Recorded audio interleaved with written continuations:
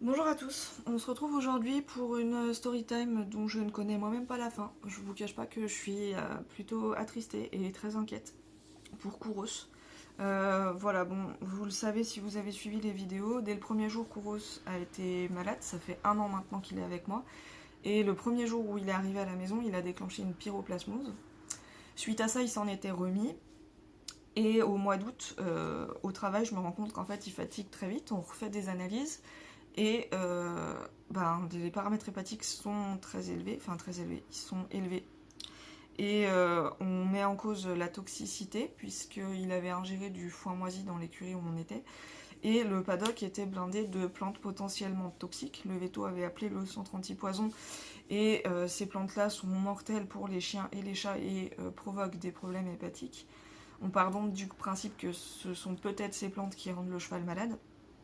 Je décide donc de déménager les chevaux dans un pré que je loue à un agriculteur.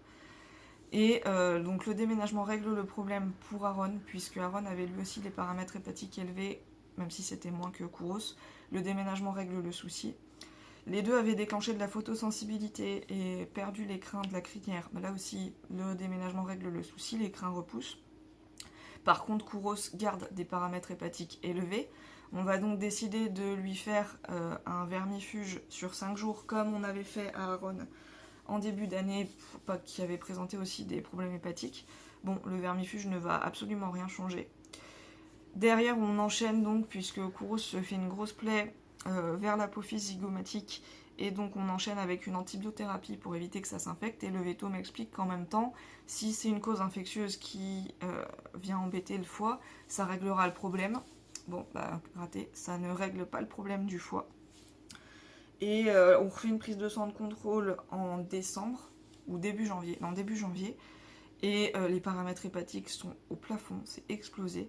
Donc là, le veto me dit qu'on ne peut pas rester comme ça, il faut aller voir. Il me réfère à un de ses confrères pour aller faire une échographie du foie et voir un autre avis en fait, parce que lui, il ne sait pas clairement ce qu'a le cheval. Donc je prends rendez-vous chez son confrère qui fait une échographie. Il n'y a rien à l'échographie, mais les paramètres hépatiques sont hyper élevés. Par contre, on fait le test de la douve, le cheval est positif à la douve, on lui a donné les traitements. Derrière, il y a eu un petit mieux, les taux sont légèrement redescendus.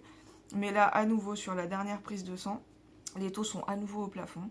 Et à l'heure où je vous parle aujourd'hui, on a refait des analyses, mais le veto m'explique qu'il va falloir aller investiguer un peu plus, refaire une échographie, voire éventuellement une petite chirurgie pour aller voir le foie. Et je vous cache pas que je suis très inquiète. N'hésitez pas à me dire dans les commentaires si vous connaissez ce genre de cas.